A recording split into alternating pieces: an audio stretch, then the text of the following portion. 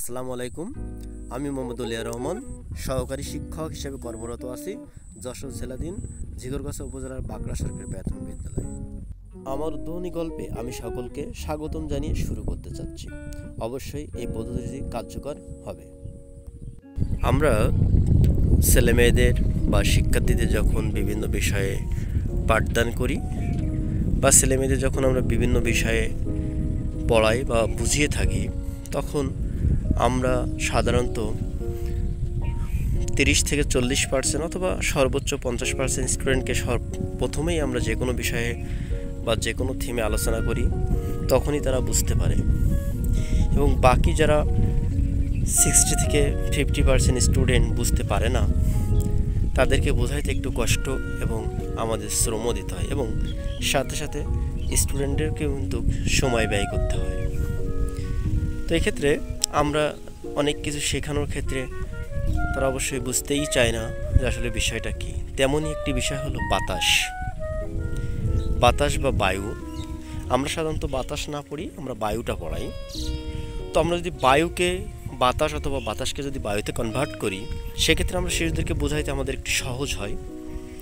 তো সেখানে আমরা যদি আমাদের বায়ু পড়ানোর প্রয়োজন হয়, তো বায়ু আমাদের পড়ানোর প্রথম শব্দই আমাদের উচ্চারণ করতে হবে, বায়ু মানে বাতাস।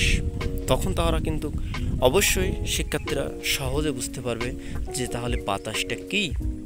এবং এই বাতাস বা বায়ু কিন্তু আমরা দেখতে পাই না, বায়ু কিন্তু আমরা উপলব্ধি করতে হয়, বায়ু কিন্তু আমরা ধরতে পারি না, ছুঁইতে পারি না।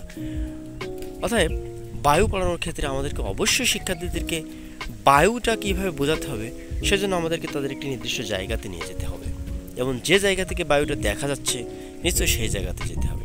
যদি আমরা এভাবে বোঝাই, এই যে গাছের পাতাগুলো, এই পাতাগুলো যে দুলছে বা পাতাগুলো যে দোল খাচ্ছে, এটা কেন?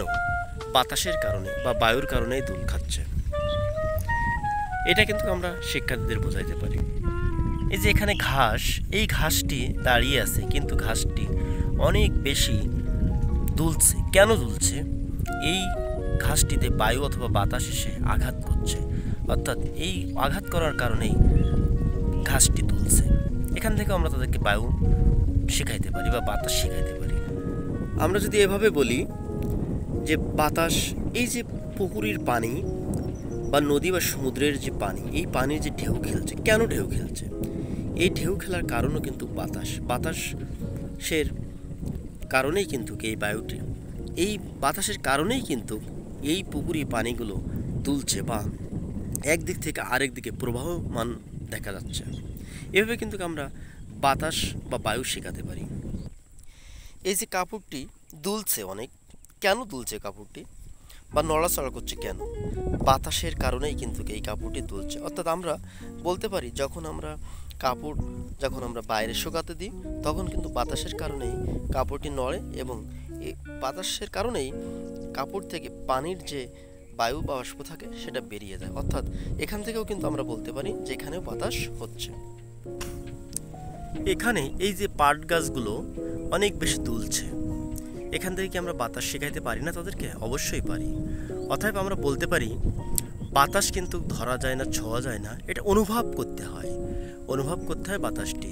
অর্থাৎ এভাবেই কিন্তু আমরা যদি শিক্ষার্থীদের একেবারে যেখান থেকে শিখবে সেখানেই যদি আমরা দেখাতে পারি বা সেখানেই যদি আমরা জানাতে পারি, তো অবশ্যই আমাদের শিশুরা শিখবেই।